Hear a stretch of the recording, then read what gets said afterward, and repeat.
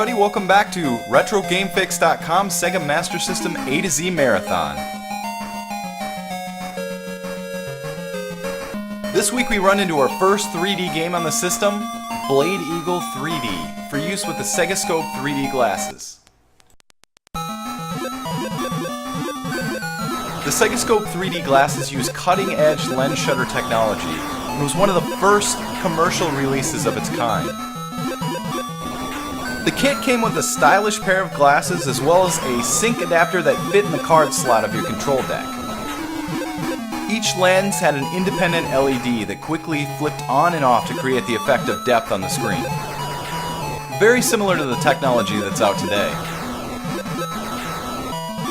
This game was one of the earlier attempts at 3D on the system, and it definitely wasn't the best. Now, this game suffers from what several games we've reviewed up to this point also suffer from, which is that they tried too hard with the first level and ended up severely muddying it up. The 3D effect is terrible, and mostly what you end up seeing is double throughout the entire first level.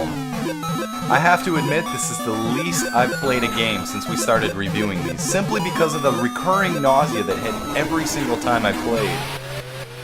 Now, as I said, the major problem is with the first level. After that, the second level and so on, I've actually only gotten to the second level.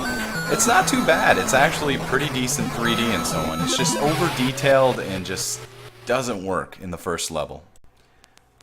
Now, they actually did have some really nice ideas for this game.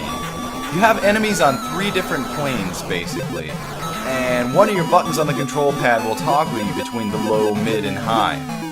The sucky part of this is that it's really hard to tell which plane you or your enemies are on, so it kinda doesn't work.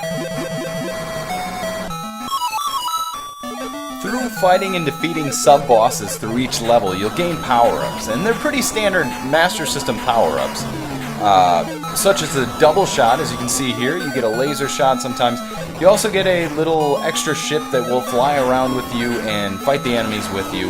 And then when you die, you actually become that ship.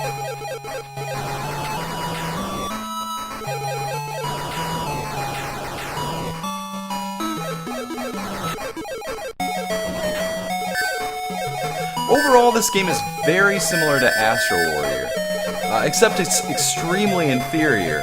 In all fairness, I wasn't able to play this as much as I normally would because of the lousy 3D, which is generally awesome on the system. The power-ups and plot are pretty redundant, which leads me to believe that even if the 3D was done correctly, it still wouldn't have been that good. Which is why I'm going to give this one a dismal 1.5 out of 5. You have Retro Game Fix's official full permission to skip this turd and check out some of the memorable 3D games on the system, such as Maze Hunter and Missile Defense 3D. So until next time, this is Mitch from RetroGameFix.com with our Sega Master System A-Z Marathon. We will catch you next time.